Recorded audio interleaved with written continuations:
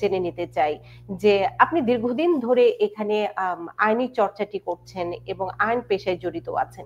আপনার চোখে অনেক কিছুর পরিবর্তন, অনেকগুলো আমল দেখছেন, বাইডেনের আমল থেকে শুরু করে ট্রাম্পের প্রথম আমল, ওবামার আমল, সবকিছু মিলিয়ে এই পর্যায়ে ট্রাম্প তার ভোটারদের সন্তুষ্ট করার জন্যই কি এ ধরনের আমি বলবো একটু বেশি জোরালো শব্দ করছেন, আওয়াজ করছেন, না সত্যিকার অর্থেই যে আইনগুলো আছে সেই আইনের কঠোরভাবে বাস্তবায়ন করছেন তিনি? ধন্যবাদ।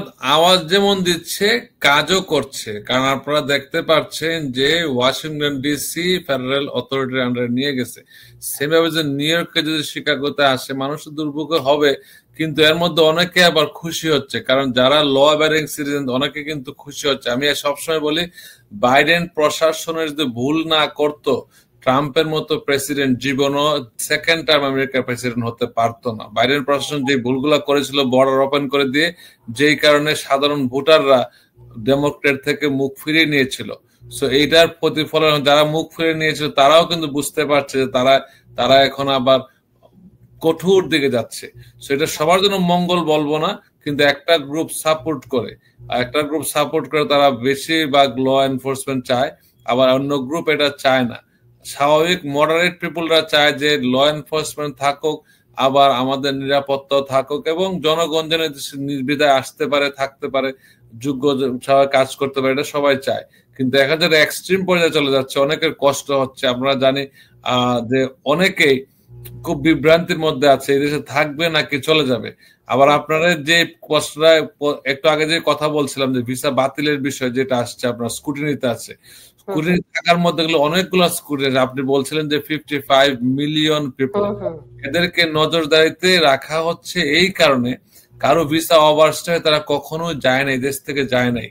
এটা একটা তাদের ক্রিমিনাল রেকর্ড ছিল অনেকের, যারা কোনো ফেসবুকে কোনো আমেরিকার স্বার্থ বিরুদ্ধে পোস্টিং দিয়েছিল, এরকম অনেকগুলো টপিকস এখানে আছে। এবং তারপরে এমনও আছে যারা EB-5 নিয়ে আমরা কথা বলি, EB-5 ইনভেস্টমেন্ট বেসড, EB-5 যেটা ইনভেস্টমেন্ট ক্যাটাগরি, যেটা এখন হচ্ছে $800,000 দিলে যে আমেরিকা আসতে পারে। কিন্তু এই টাকাটা সবাই আমরা ফোন কল পাই, কিন্তু কাজের সময় দেখা যায় বাংলাদেশ টাকা আনতে পারে না। এটার কথা বলছি না, এইগুলা স্কুটিনি হচ্ছে অনেক বেশি, যে আসলে বৈধভাবে আসছিল কিনা এবং তার টাকাটা ইনভেস্ট করা হয়েছে কিনা, যেগুলা কোম্পানি তাকে ইনভেস্ট করেছে তারা বৈধ ছিল কিনা, তারা এটা প্রজেক্টে খরচ করেছিল কিনা। আরো একটা বিষয় তদন্ত হচ্ছে EB-3 নিয়ে। অনেকে আমাকে বলে যে মইন ভাই, ওনার তো কোম্পানি ছিল না, চলে আসছে।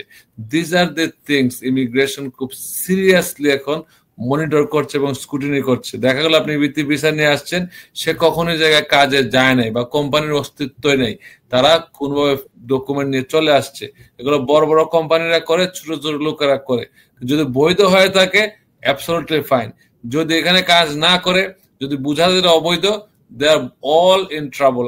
আমি গত কিছুদিন আগে আমার অ্যাটর্নি মঈন চৌধুরী ফেসবুক থেকে লাইভে বলেছিলাম যে ডকুমেন্ট দিয়ে আপনারা যদি জুনের 16 বা 17 তারিখে USCIS এর ওয়েবসাইটের নিউজ গুলা দেখেন, একটা সংঘবদ্ধ চক্র ইনভেস্টমেন্ট ক্যাটাগরি ভিসা দিয়ে যে লোকজন নিয়ে আসে, ইনভেস্টমেন্ট না category, employment category EB-3 EB-2, তাদের একটা সংঘবদ্ধ চক্রকে টেক্সাস থেকে গ্রেফতার করেছে, ইন্ডাক্টমেন্ট করেছে।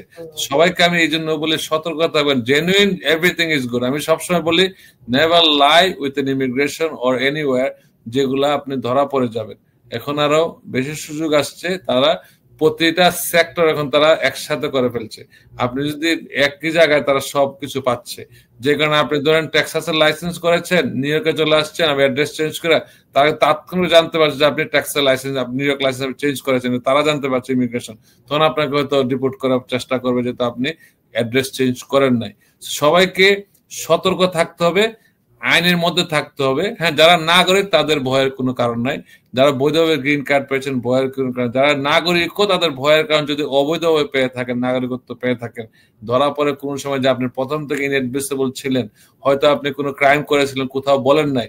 স্পেশালি বাংলাদেশের ক্ষেত্রে যা হয়, তাদেরকে যদি প্রশ্ন করা have you ever been arrested, তারা বলে না, জীবনে অ্যারেস্টেড, হয়তো তার ছেড়ে দেশে কয়েকবার অ্যারেস্ট হয়েছিল, ইউ নেভার নো।